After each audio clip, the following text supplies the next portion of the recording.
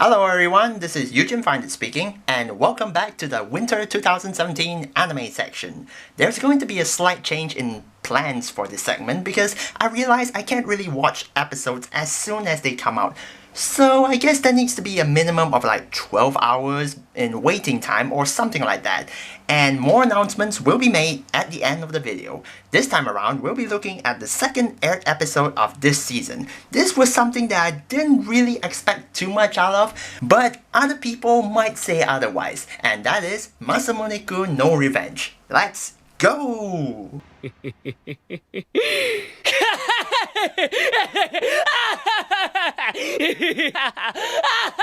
Well, that was weird. Anyway, before I went into the first episode, I went on to check the synopsis of it, and the first episode is pretty much what I expected. The story tells of the main character, Makabe Masamune, who used to be a very chubby little kid, and because of that, he was rejected by a girl named Adagaki Aki.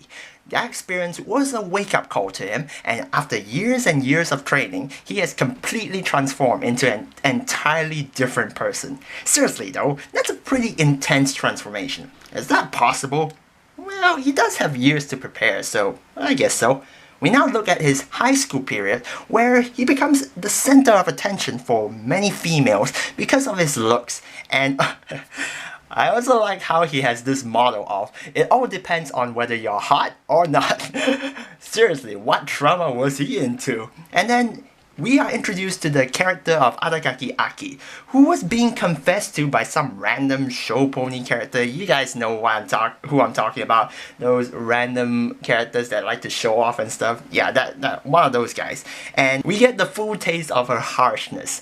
Seriously, she was just putting the poor bastard down just like that, man. It's no wonder she ends up with the nickname Cruel Princess. I will have to say that my first thoughts when reading the synopsis weren't the most favorable, especially considering how the poster has Aki's legs showing in full closure. But I did get some relief from one of my subscribers who mentioned that Masamune-kun no Revenge was one of the better ones in the harem genre. And let me just say, I see potential from this first episode. As I've said, the episode shows just how scary Aki can be when guys try to confess to her. I find it strange that Masamune didn't recognize her until her name was mentioned. She kind of looks really similar when she was young, but I don't know. I mean, that actually makes more sense considering how there's such a huge gap in time. And so pretty obvious from the name of the anime itself, Masamune's plan is to get Aki to fall in love with him so that he can reveal his identity, then dump her to finally get his revenge. Presenting the Dead or Love plan. Wow, that's some name for a plan if I do say so myself. The first episode does have its humor, especially during moments when Masamune is trying to get close to Aki, and also, it's already been exposed how Aki can have different personalities. I found it relieving when she actually broke her facade while regarding how much she eats. Like, that part was just... that was priceless, just saying. That was a really good scene in the first episode. But then there are moments when it actually got real serious, like how one of the guys who was dumped by Aki actually confronted her. And what I'm trying to say is that the anime seems to have the full package of different genres. And if you know me, I like variety in my anime. Like, I like a different mix of genres. Sometimes it's funny, sometimes it's serious and stuff. And if it can do that, that is a huge advantage for an anime already. Oh yeah, let's not forget the part that sparked my initial concerns, the fan service. I mentioned in my overview video that I was worried that this anime might end up with crazy, ecchi harem shenanigans that might ruin the overall quality. But the good news is that fanservice was not heavily emphasized in this anime and was used in a very reasonable manner. And that really helps improving my initial thoughts wrong. When you have the right mix of fanservice that doesn't detract from the story, and also it's not too lacking so that the audiences might feel, like they missed out on stuff, that is a really good advantage for the anime as well. And Masamune-kun no Revenge sure did that really well with this first episode. I really hope that they keep it up with that. Now, apart from the two main characters, I don't really see anything unique about the side characters. Well, at this point of the first episode at least, we've seen them all before. We have the energetic class representative Futaba Tae, Masamune's friend Shuri Kojuro, who almost looks like he should be a trap character. Now let's hope that they don't try to pull something sneaky with this character. We also have one of Aki's followers, Koiwai Yoshino, Masamune's sister Chinatsu, and also his mother.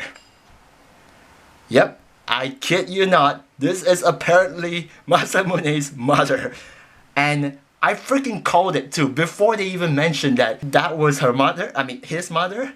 I called it, because she was saying things like, Maka-kun or something. Makabe-kun or something, and it's like, okay, that sounds like something a mother would say, and like, yep, apparently that's the mother. But even though I called it, I was still like, how the heck even? She looks too freaking young. Well, like, that trope isn't new as well, because we've seen stuff like that before. And I can think of a few anime that does that, but I'm not going to go into too much detail about that. And then moving on from that, we have the animation, which was done by Silverlink. And as I was mentioning throughout watching the anime itself, it doesn't look very obvious that the anime was made by Silverlink, because Silverlink is pretty well known for its bright color palette, as evident in anime such as Baka to Testo Shoukanjuu and Happy. But regardless, the animation was still handled pretty well, and I've come to expect that whenever the studio is involved. So overall, I will say that by watching this first episode, my thoughts of this anime have changed quite a bit. I feel like this is one of the few anime that can actually end up telling a good story with the two main characters. Although I'm not too sure about the side characters though, but I have a feeling that the anime might take the route of exploring our side characters as well during the middle parts of the anime, and while keeping the main focus of the anime in the background. If they can do that, that would be a really cool bonus. It's only the first episode, but I can definitely say that I look forward to this anime more than Akiba's Strip the Animation. We'll just have to wait and see what happens. And similar to my previous video, before I leave this video off, I'm gonna leave it off with some recommendations. And I was finding it pretty hard to find recommendations for this anime, because to be honest, this anime, even though, as I said, many of the side characters follow stereotypical tropes and stuff, and it is like an ecchi anime, well, not really an anime, but more of the romance anime. It is rather different from many other anime that I've watched, and nothing really comes into mind immediately. But if I were to focus on some of the individual elements that appear during the anime, I can actually come up with quite a few suggestions. In fact, I came up with 3 recommendations for this anime. And so we're gonna start off. If we're looking for an anime that focuses on the almighty and powerful female character, then the first anime that really comes into mind is Food Wars. Now, it doesn't deal with romance or anything,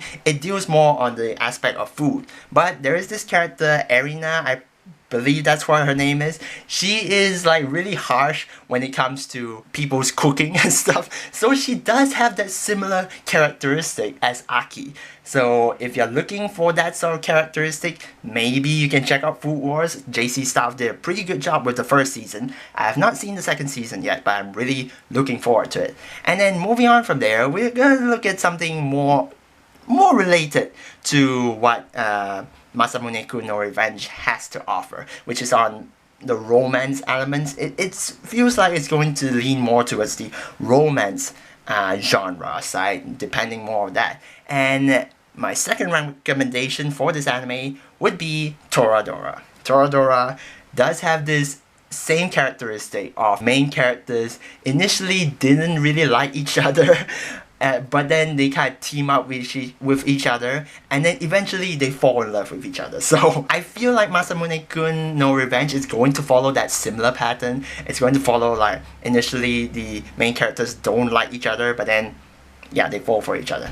That's what I'm thinking. And Toradora, I really love Toradora. Not really my absolute favorite, but one of my favorite animes of all time. And I highly recommend you guys to check that out. And my third recommendation is pretty similar in the concept with Toradora, but it's more of a rivalry thingy, but it does have some romance elements to it. And that is Special A. Special A is pretty similar to Toradora in the fact that there are these two main characters who initially don't like each other. The difference is two main characters are rivals to each other and they are always trying to one-up each other and see who can do better. And so eventually they do develop a good relationship with one another, and Special A is also another pretty good anime. Not my favorite, but it is still pretty well done, and I would easily recommend you guys to watch this anime.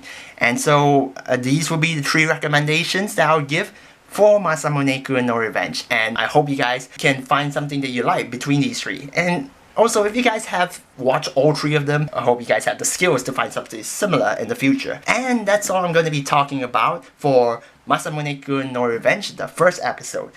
Like I said, I'm really looking forward to the rest of this anime. I'm pretty sure this is one of those that I'm going to be watching more constantly. And so yeah, I really hope that Silverling can bring it home. I really hope that this one could be another one that I can add into my collection. Oh yeah, another announcement that I'm going to make is that the next 2 days or so, I'm not going to be uploading any of the videos because I will be away from home, so I can't really watch anything to upload videos. So sorry guys if I'm a bit late on the next 2 anime which are coming out, which are Urara Meirocho and Seiren. Those 2 are also things that I really look forward to.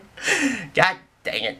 But yeah, just be patient, it will be there real soon. And so that's pretty much it for now. So thank you guys so much for watching this video, and do stay tuned to the next time of whatever I make. Until next time, bye!